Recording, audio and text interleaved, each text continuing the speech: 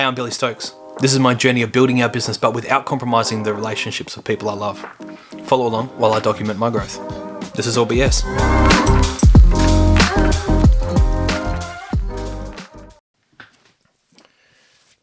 So our drive-through is up and running at this point.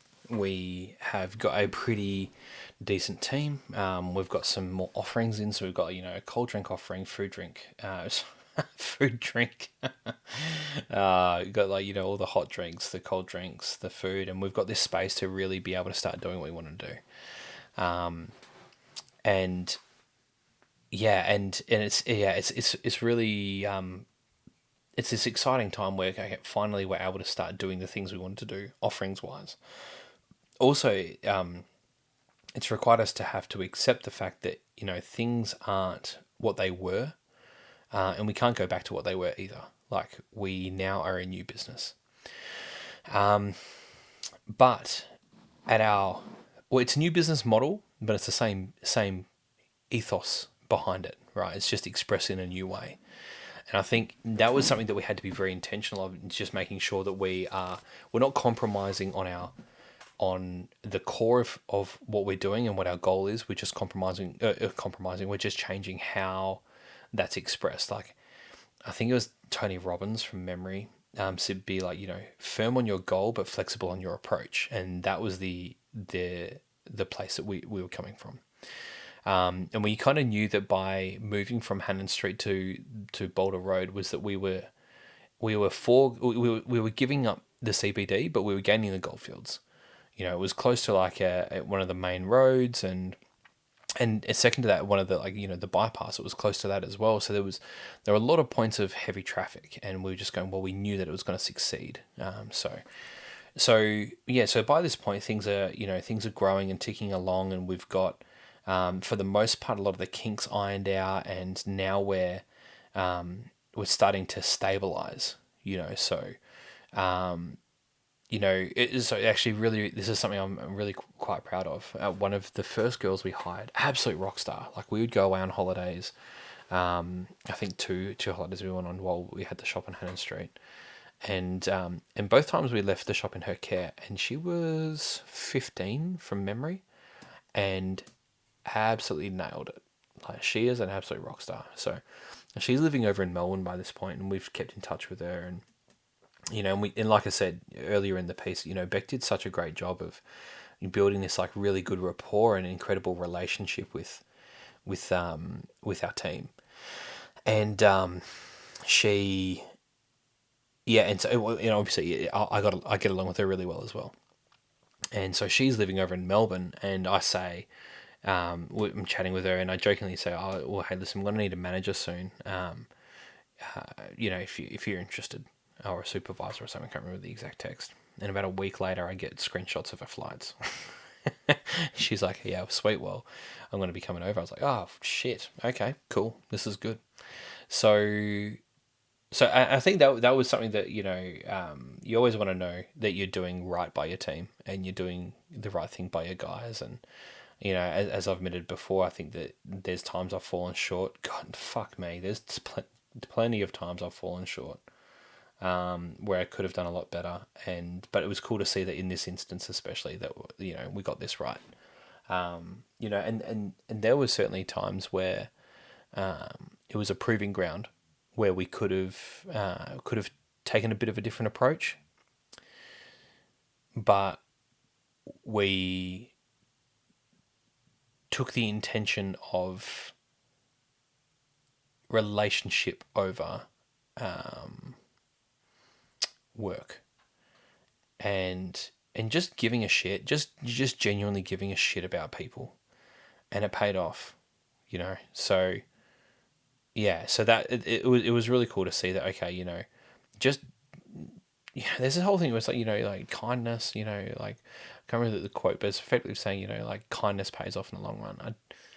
Kindness, I think, can be misconstrued, because I don't believe in nice guys. I've come to learn, nice guys are pieces of shit.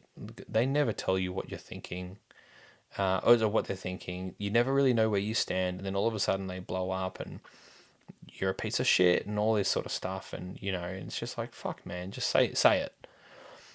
Whereas like good men, they're not out to try and hurt anyone or whatever. They're like, these are the rules. This is how it is. These are the boundaries we have to operate within, and this is the standard I'm going to hold you account to. Those people sign me up. I'm all about that. And I think that's, I've had to learn to become that man as well. It's certainly nothing that, not anything that came naturally. Dude, I was a nice guy. Fuck it. Oh, it was yuck. Yeah, I look back now. Even earlier in our relationship, I remember talking about where I was in Melbourne, and I never really communicated to Beck really what I wanted, for fear of judgment and for, you know, yeah, I guess all those sorts of things. And certainly, like, business, relationship, parenthood, they are the best personal development programs you'll ever go through. And the reason being is my belief, and again, not to say that you should do things to put your back up against the wall, but when you don't have an option, you have to work it out. You work it out, and we've seen that time and time again. There seems to be a direct correlation between responsibility or acceptance of responsibility and growth. And at least if there's a any one particular thing that is the precursor to growth in our lives, it's always been the ownership of responsibility. So with respect to the business, taking all that debt on, taking the risk, putting our name out there, putting our face to it, and saying, staking our claim and saying this is what we're doing. That's scary, and you don't have an option but to learn, and you have to learn. That's the end of the story. And so when I look at things like, well, say parenthood, you can't just give a child back. Like, it's a forcing function for growth. And this is the interesting part. So, and forcing function for growth ties perfectly back into the drive-through. Was that we worked out really, really, really, really, really quickly that this business is now beyond us. Like I said in one of the previous episodes, is that we had the hole in the wall, we had the cafe. I could kind of just jump around and shoulder the burden of people's inefficiencies and plug gaps and all that sort of thing. And it was chaotic. Like, I look back now and go, God, I would never have taken a job working for me. And, and it was a forcing function for building systems and running a business, actually, rather than whatever the hell you'd call that. It was just madness. Madness. So I think that's, so we're 3 years in now. We're into our third year by this point. Currently we're into our fourth year, but by this point in the story, we're into our third year. And it's finally at this point where it clicks and we realize that, you know what, we've started not a business, we've started a job. And it's been a successful job. It's been a fun job. It's been some great learning experiences and wild rides and all these sorts of things. But nonetheless, we've started ourselves a job. And what's happened is we very quickly got to a point where we had to build systems. Otherwise, things would fall apart and in very, very glorious fashion. Or I would just die of heart attack because that shit just did not stop. And those were the two choices. And so we had to actually start learning and educating ourselves around how do you actually build a business. In amongst all this, also, I've not stopped working. Sorry, I took a little bit of a hiatus working with this mindset coach, but I started working with him again. And this is well before this point. And, so continue to work with him and just continue to unpack like all the shit that's in my head. And I would come to him, pretty much whenever anything triggers, there's a good reason why. Unpack that and deal with it. And for me, the thing often comes down to letting go. Like, it's so incredible. Like, this active surrender. And again, it sounds so like poxy and wishy-washy and but just surrendering the outcome of what I expect things should be. And it doesn't mean that I'm not any less diligent or driven or focused or I forego a work ethic. That's not the case. What it means is that I I've got these expectations in my mind of how I think things should go. And when I let go of those, I'm actually able to think clearer, and I'm able to see the forest through the trees. But when I'm so fixated on things should be this way or things should be that way, and man, you just don't see it. You're so focused on like, if I'm walking this journey and I'm like staring directly at the ground and I'm this is how it should be, rah, rah. You don't actually stop to look up and realize this entire landscape around you. You just go, oh well, oh, you're kidding. So all I had to do was just like step over that. All I had to do was just walk around this way rather than just continue to get bogged down in the shit that is right in front of me. And it's so menial anyway, it doesn't matter. So letting go of those expectations and surrendering my idea of what I think things should be has actually allowed me to be a better leader, which is super, super interesting. But yeah, it's at this point when we actually started running an actual business, so yeah. So that's when I started really kind of stepping back a lot more. And there's been lots of lessons in that. Like, I think one of the areas that I still need to improve on a lot is being able to communicate our vision and our path forward clearly. Part of that strategy, part of that is like delivery. And then obviously there's delivery systems and that involved in that, and communication systems, and and just having these structures in place that actually get what we are intending on getting done. Yeah. And I don't even know what that looks like, as I'm sure you can hear. Like, that's all of that's so vague, it doesn't make sense, and it's because I don't know what I'm talking about. I'm still trying to work it out. That being said, I am working on it. so no doubt I'll fill you guys in on that as things go. But yeah, so anyway, so I started taking a bit of a step back. Spending a bit more time working on the business than in the business, and so I kind of handed. We made it official. At one of the team meetings, I made Jethro, my brother, made him manager of the shop. And there's a lot of things that we're very, very similar with. Our sense of humor is very similar, and he's of my siblings, he's probably the one I'm most similar to. We're both very. We're either going to go all in or we're not, and I think that has its pros and its cons. We're both very. I was going to say we're both very sure of what we know. Yeah. We're convinced that our way is the right way, but more than willing, absolutely more than willing to be proven wrong. Both of us have. So anyway, so I think where we lack is where our difference is that at how we approach people. His approach is a lot more down the line. Like, he'd spent a lot of time in mining, and mining's typically like, it's a boys' game. We work with a lot of young people, and a lot of women and girls.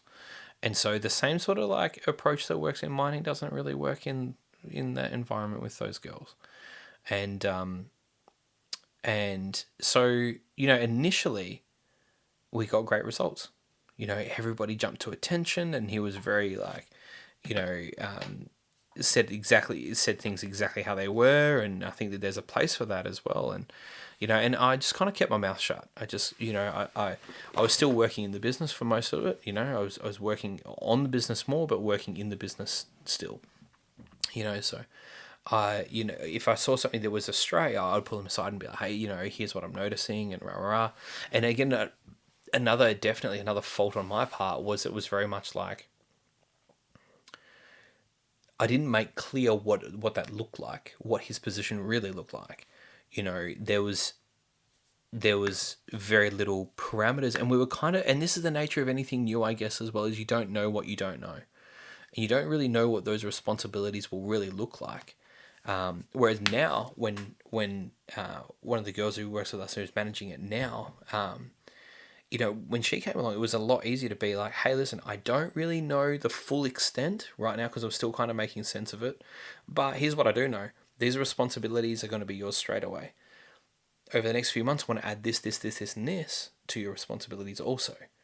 So just kind of giving the whole picture, rather than just like plonking in the deep end, just going, hey, we're building up to these sets of responsibilities. So yeah, so that's yeah, so that's right. Yeah, so Jed managing with us, and we were at the point where um listen, it was good, but that was probably the area that we differed on a lot. There were like, I look back and there was some things that he was saying and some calls that he made. Like he reads the play really well. Absolutely, God, he reads the play really well. And I've said to him, I was even messaging him just the other day, and I am absolutely convinced that he will end up achieving so much more success than we will in our lifetime. He's got it, you know.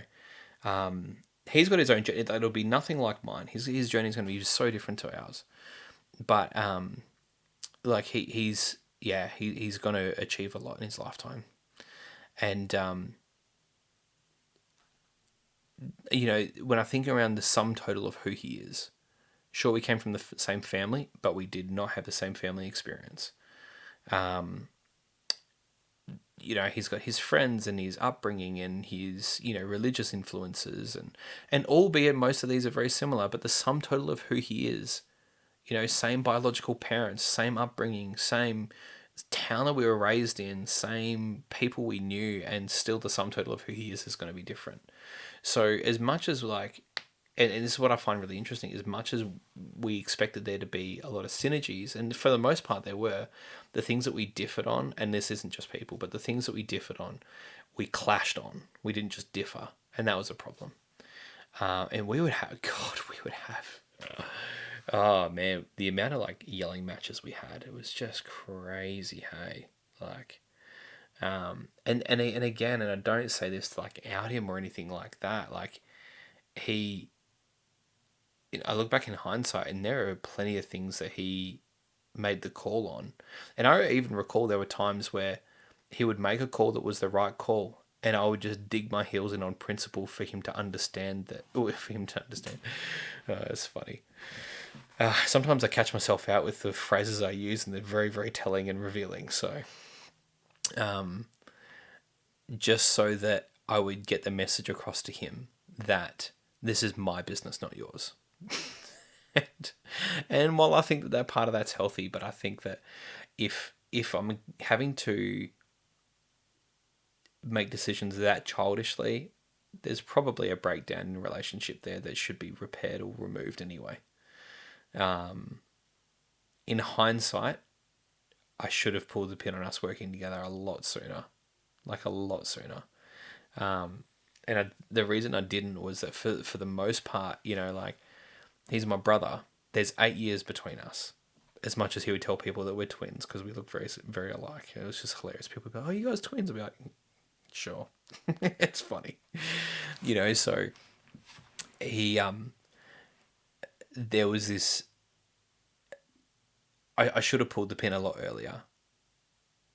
And again, one of the best way to describe it, and this is one of the things that I realized was that, this guy that I look up to in a business mentor sort of capacity, he came through and said to me, he was just like, "Oh mate, how's it going with your brother?" And I was like, I knew it was a loaded question. I was like, "Well, why do you ask?"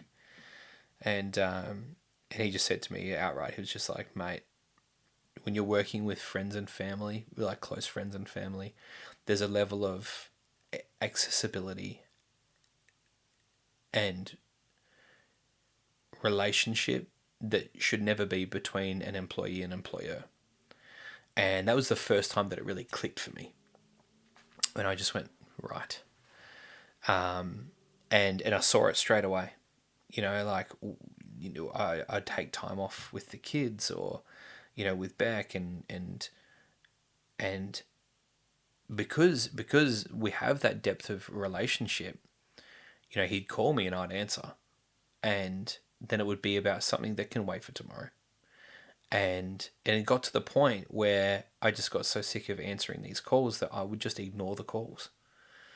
It's not, again, it's super not healthy. It's so toxic, right? I would ignore the calls because and again, like with respect to like that, it was definitely a management by way of abdication. Again, it was not healthy, where I just went, hey, I'm sure I believe in your capacity to work this out.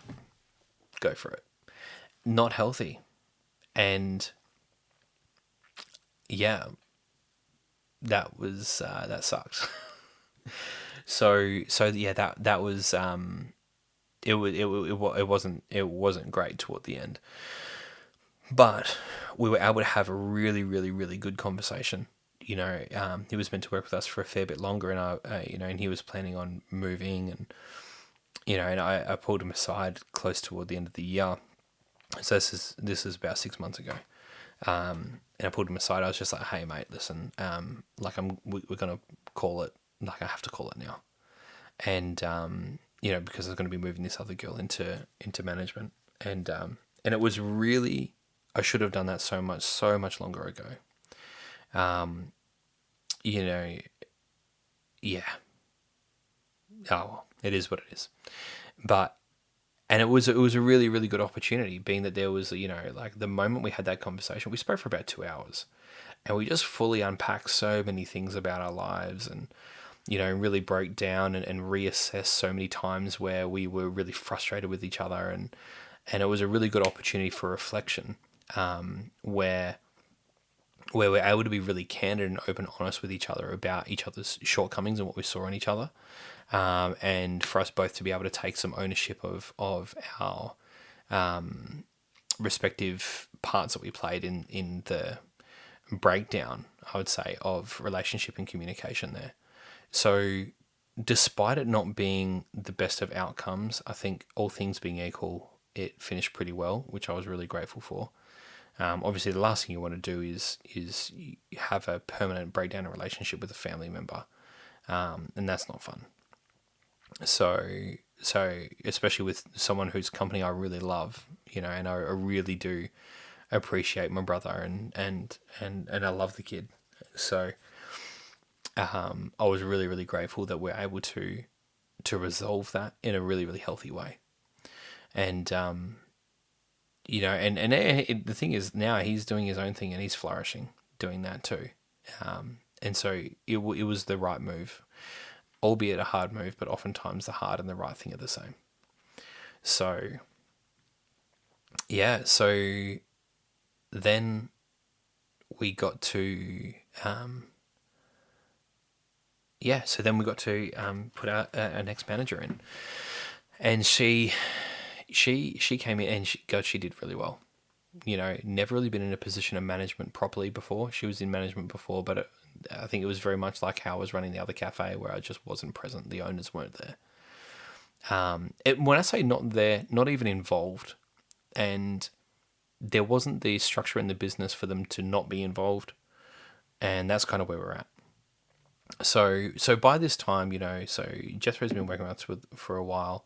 We've implemented some new food offerings, some new drink offerings. We've spent a lot of money, and for the most part, the foundations are set in the new location, and we're at the point where we're like, okay, like now we can actually start making money and systemize this. We've got everything in place and rolled out, and now we can start on systemization and efficiency, and kind of like just tweaking those levers and starting to make it really smooth and operate. And that's kind of when Carter, who's now a current manager, that's when she stepped in and started working on it. And one thing that became apparent really, really quickly was that she was green, and she was excited for the appointment, as in like being appointed to that position. So she was excited for that, and she got into this position, and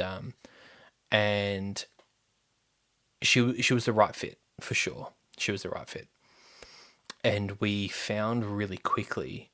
I remember it was about a week, maybe 2 weeks in, and I'm sitting there and I'm working, and and the team's working really well, and all these sorts of things, and just people kept coming to me for things that they know, like we made it pretty clear that they need to be going to her for, and I was just going, I realized if I stay here, I'm going to be the bottleneck. And who's going to listen to the middle manager when the CEO's around? It's just not going to be a thing. And so we realized that if I'm hanging around, no one's going to be listening to her, and I'm going to actually be undermining her authority just by being on the clock. So this is around, gosh, this would have been around Christmas time, as in like Christmas time 3 months ago. So we were headed away for Christmas with the family. So so she's moved into this new position. She's doing really great, and we both work out really quickly that, you know what, for this business to do really well, for her to flourish in her position, I have to get out of the way.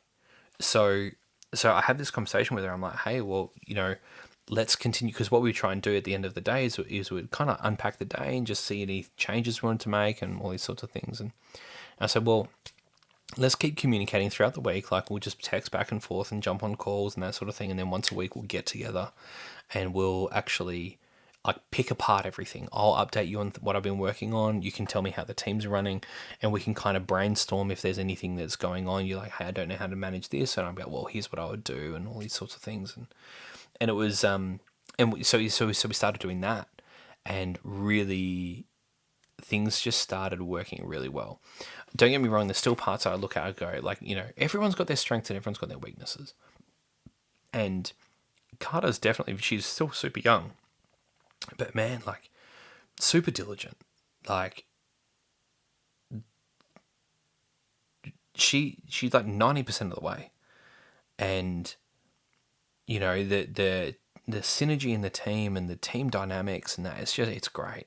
Like, so we've got the right person in the right place, but also, and this is the other part, is we've got these good systems in place now too, where the beautiful part about this, like our onboarding and all these different aspects of the business are working, which is really, really cool. And what it's resulted in is, we came back from our time away with the family over Christmas, my extended family. And we came back, and I've really, for the most part, not been needed. Like, I've not set foot in the business. And for 2 weeks there, I jumped back in. But outside of that, like, things are running. And it doesn't mean that we've solved it. God, like, I look at it, the more I think about it, the more I just hemorrhage, because I'm just like, fuck, there's so much to do. And, there's so many things that I know I need to improve on. And I think as well, when you think you've made it, you throw in the towel, mate, game over. So I am conscious that we most definitely have not made it. But we're definitely headed in the right direction. Certainly headed in the right direction. So that kind of brings us to now. Yeah, that kind of brings us to now. And yeah, okay, cool. You know what? Let's park that there. So that brings us to pretty much to present. And now we get to talk about what's coming up. And when I say what's coming up, like the things that I'm very conscious I need to be working on. There's so much I need to be working on. And the shortcomings that I know I've got, and the things that are really frustrating me, and the gaps in the business, and what I'm going to be working on over the next months and weeks and all these sorts of things. So yeah, that's exciting. I didn't realize we'd get here so soon.